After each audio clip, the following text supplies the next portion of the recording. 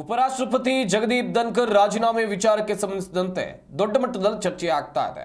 ಅದರ ಬಗ್ಗೆ ನನಗೆ ಗೊತ್ತಿಲ್ಲ, ಡೀಟೇಲ್ಸ್ ಅವರಿಗೆ ಗೊತ್ತು ಅಂತೇಳಿ ಒಂದಷ್ಟು ನಾಯಕರು ಹೇಳಿಕೆಯನ್ನು ಕೊಟ್ಟಿರುವಂಥದ್ದು. ವಿಜಯಪುರದಲ್ಲಿ ಮಲ್ಲಿಕಾರ್ಜುನ್ ಖರ್ಗೆ ಅವರು ಮಾತನಾಡಿದರು. ಜಗದೀಪ್ ಧನ್ಕರ್ ಯಾಕೆ ರಾಜೀನಾಮೆಯನ್ನು ಕೊಟ್ಟಿದ್ದಾರೆ ಅನ್ನೋದು ಅವರೇ ಹೇಳಬೇಕು. ಯಾವಾಗಲೂ ಸರ್ಕಾರದ ಪರವಾಗಿ ಇರ್ತಾ ಇದ್ರು, ನಮಗೇನು ಅದರ ಬಗ್ಗೆ ಗೊತ್ತಿಲ್ಲ ಅಂತೇಳಿ ಮಲ್ಲಿಕಾರ್ಜುನ್ ಖರ್ಗೆ ಹೇಳಿಕೆಯನ್ನು ಕೊಟ್ಟಿದ್ದಾರೆ. ಯಾಕೆ ರಾಜೀನಾಮೆಯನ್ನು ಕೊಟ್ಟರು ಅಂತೇಳಿ ಅವರನ್ನ ಕೇಳಬೇಕು. ನಮಗೆ ರೈತರ ಸಮಸ್ಯೆಗಳಾಗಲಿ, ಬಡವರ ಸಮಸ್ಯೆಗಳಾಗಲಿ, ಅಂತಾರಾಷ್ಟ್ರೀಯ ಸಮಸ್ಯೆಗಳು, ಇದ್ರ ಬಗ್ಗೆ ಮಾತನಾಡೋಕೆ ಅವರು ಅವಕಾಶವನ್ನು ಕೊಡ್ತಾ ಇರಲಿಲ್ಲ ಎನ್ನುವುದಾಗೂ ಕೂಡ ಇದೇ ವೇಳೆ ವಾಗ್ದಾಳಿಯನ್ನು ನಡೆಸುವಂತ ಕೆಲಸವನ್ನ ಮಾಡಿದ್ದಾರೆ. ಗೊತ್ತು, ಯಾಕಂದ್ರೆ ಅವರು ಯಾವಾಗಲೂ ಕೂಡ ಸರ್ಕಾರ ಪರವಾಗೇ ಇರ್ತಿದ್ರು. ಇದು ಏನಾಯ್ತು ಅನ್ನೋದು ಅವರೇ ಹೇಳಬೇಕು.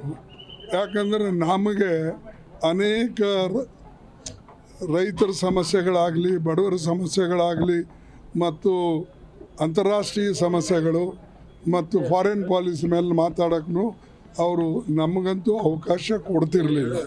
ಮತ್ತು ಬಡವರ ಸಮಸ್ಯೆಗಳನ್ನು ನಾವು ಎತ್ತಿದಾಗ ಅನೇಕ ಜನ ಹೆಣ್ಣುಮಕ್ಕಳ ಮೇಲೆ ದೌರ್ಜನ್ಯ ಆಗಲಿ ಅಥವಾ ನಮ್ಮ ದಲಿತರ ಮೇಲೆ ದೌರ್ಜನ್ಯ ಆಗಲಿ ಆದಾಗ ಆ ಸಮಸ್ಯೆನೂ ನಾವು ಎತ್ತಿದಾಗ